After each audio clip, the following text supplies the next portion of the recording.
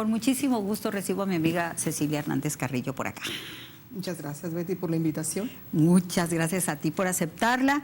Ella es presidente de la Junta Administrativa del Centro Cultural Rosacruz, Amor Hermosillo. Mi primer pregunta, para entrar al tema, es, ¿ustedes no son una religión? La No. Orden Rosacruz no es una religión. ¿Por qué? ¿Qué es Jesús, el Cristo, para ustedes? Jesús el Cristo es uno de los grandes maestros, es el más grande Hijo de Dios que ha venido a impulsar o a rescatar a la humanidad de su forma de ver la vida y la realidad y de sufrir, ¿no?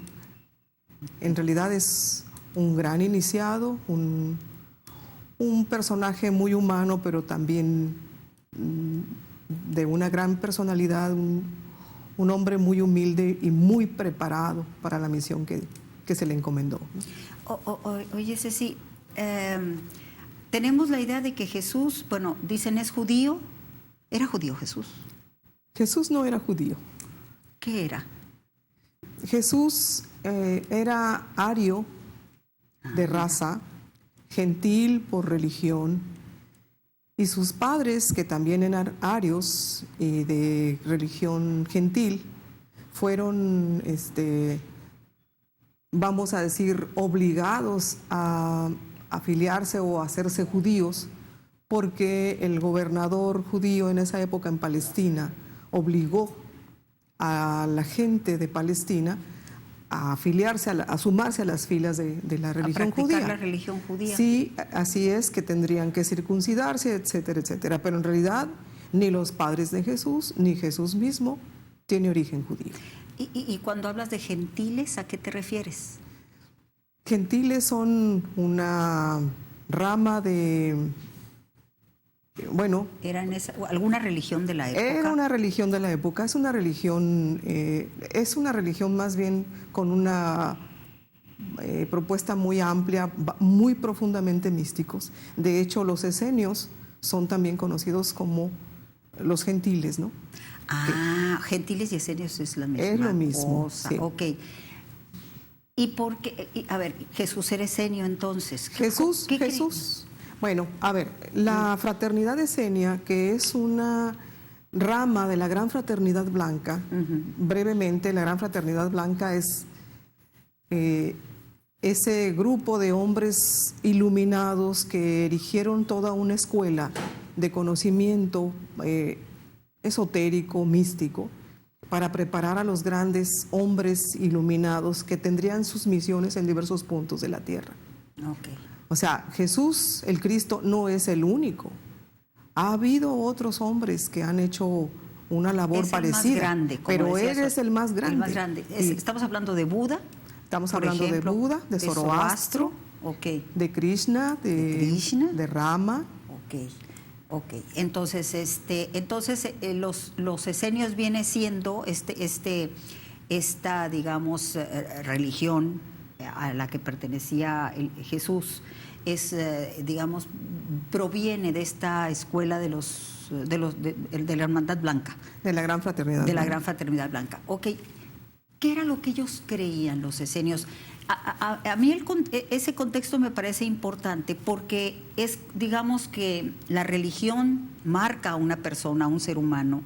El contexto social, político, claro, las costumbres de la época te marcan.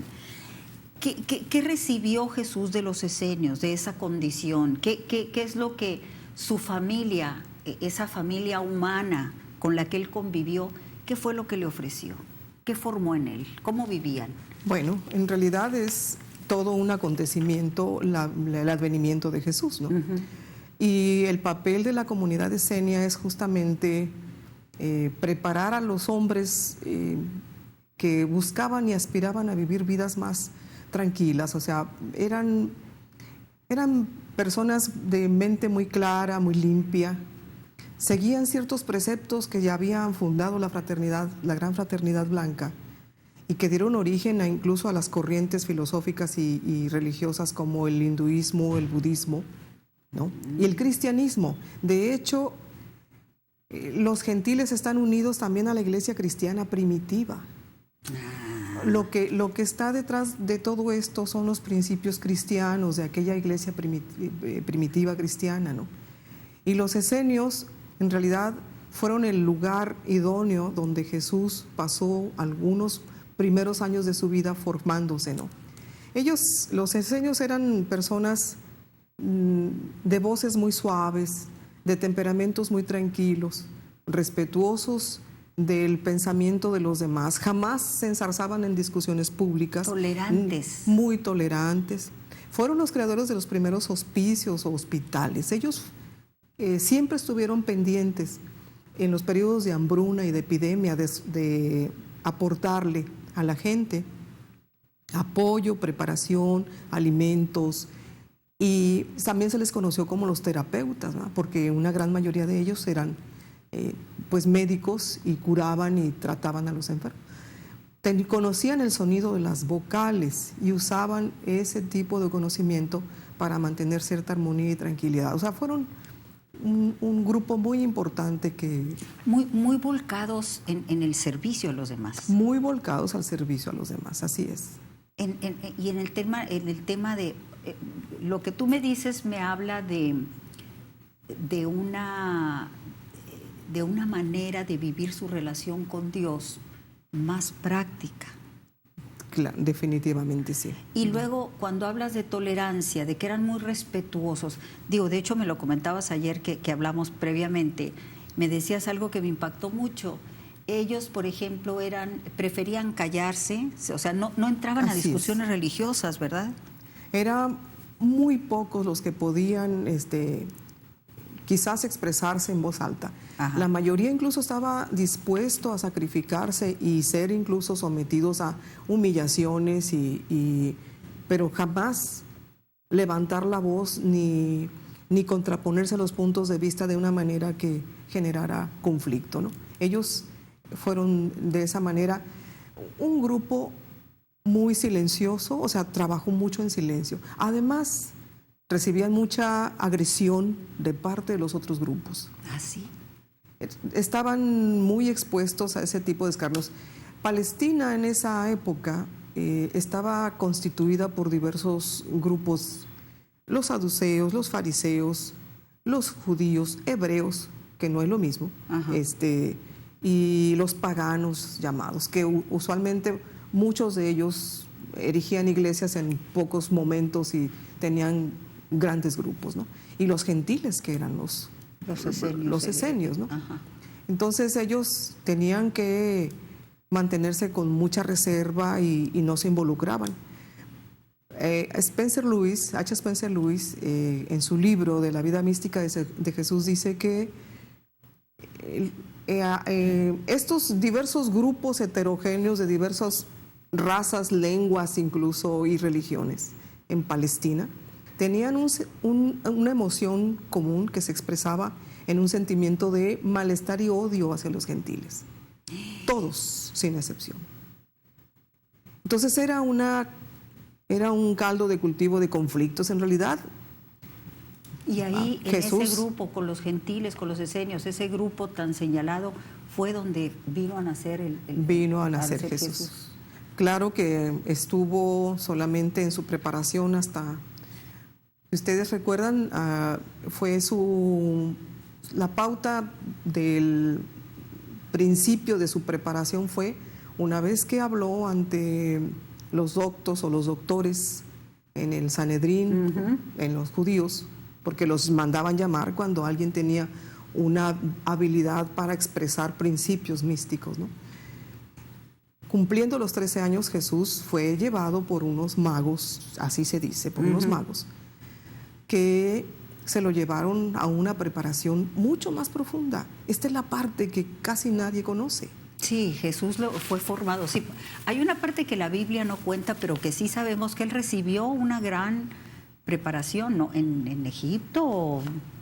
En realidad, muchos piensan que Jesús, como ya venía dotado con esas facultades y ese gran desarrollo espiritual, no necesitaba nada, pero no es cierto, no es cierto. Él, en las crónicas de Rosa Cruces y de los esenios y los gentiles y de muchos otros historiadores, hay pruebas de que él dedicó mucho tiempo al estudio, se dedicó fuertemente a prepararse y lo llevaron a la India, en algunas ciudades de la India, en Benares estuvo. Ah, es cierto, algo leí de eso.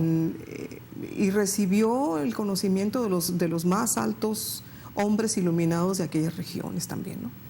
Pero de todos ellos, en realidad, eso fue en la India, fue en Egipto y fue en Tíbet, aunque de Tíbet parece ser que Lhasa todavía no estaba ahí, ¿no? Ujú. Pero sí recibió manuscritos, documentos, preparación intensa, ¿no? Él duró desde los 13 hasta que apareció allá en Galilea, donde fue bautizado por Juan el Bautista. Así es. Y donde empezó su ministerio, ¿no? Pero la cuestión es que este hombre de carne y hueso, humano, sufrió muchísimas cosas porque fue alejado de su familia, pero él sabía que tenía una misión y no pudo más que entregarse plenamente a hacer ese trabajo intenso, ¿no? Muy humano. Y de lo que trató él fue de decirle a la gente que lo escuchaba a través de sus parábolas, que trataran de buscar cómo elevar su manera de pensar y de vivir la vida, ¿no? Que elevaran su conciencia, pues, porque finalmente el hombre tiene el derecho, el privilegio de encontrar esa paz y esa comunión con lo divino, que nosotros podremos dejar de sufrir y de vivir como nada más con un destino hecho, si el hombre tiene esa facultad de decidir para hacerlo, ¿no? Si eleva su nivel de conciencia. A eso se refería cuando decía, yo soy el camino, la verdad y la vida. O sea, finalmente viene y nos dice, yo soy hombre, ¿no? Prepárense como yo. Prepárense como yo, vivan como yo, porque lo que me estás diciendo de los esenios y del resto de los grupos, todos siguiendo mi ejemplo, pueden tener una mejor vida, pueden tener una mayor cercanía con lo divino, con la espiritualidad. Alcanzar la iluminación, que es la aspiración de cualquiera que se preste a buscar qué hay, porque esta vida terrena del mundo profano que conocemos no lo es todo, no lo es todo. Desconocemos el potencial enorme que cada ser humano trae dentro de sí, ¿no? Entonces esa capacidad de curar de Jesús, por ejemplo, esa capacidad de curación, esa capacidad de entender los principios y de hacerlos descender al vulgo, al pueblo que no tenía ese conocimiento, y al grupo que formó él, que no nada más fueron 12 apóstoles, sino que tenía 120 en su grupo, compuesto de hombres y mujeres. Eso te da una idea de que fue un enorme trabajo el que desarrolló. Y sin embargo, lo que hace la iglesia, bueno, oculta la información, la acomoda como a su gusto. Los padres de la iglesia primitiva que conocían esa parte velada que no dieron a conocer, la manejaron y la arreglaron a su modo, ¿no? Y nos dejaron sin mucha información que a lo mejor nos hubiera dado otras posibilidades a estas generaciones, ¿no? Entonces Jesús no está tan lejos de uno, o sea, nosotros como seres humanos tendremos que buscar cómo prepararnos cada vez más y aspirar a esa vida, ¿no? A ser un poco como las palabras. Hay un libro maravilloso, ya me están marcando tiempo, pero bueno, hay un libro maravilloso que en su momento una amiga me regaló, que se llama El hombre Dios, que era la vida de la Virgen María. Y me acuerdo que me emocionó profundamente porque fue la primera vez que yo tuve un acercamiento al Jesús humano, que yo creo que eso, porque de pronto dices tú, si él pudo hacer eso, si él pensaba así para vivir en paz, para respetar a los demás, no, ¿por qué no lo puedo hacer yo, no? Maravilloso. Ay, Cecilia, pues te agradezco enormemente, de veras, y yo creo que dejamos un buen sabor de boca a nuestros televidentes en este inicio de lo que es la Semana Mayor. La Semana Santa. Muchísimas gracias. Muchas gracias a ti. Pues amigos, se nos acabó el tiempo.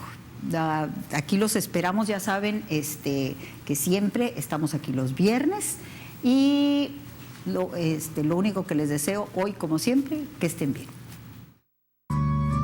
No sé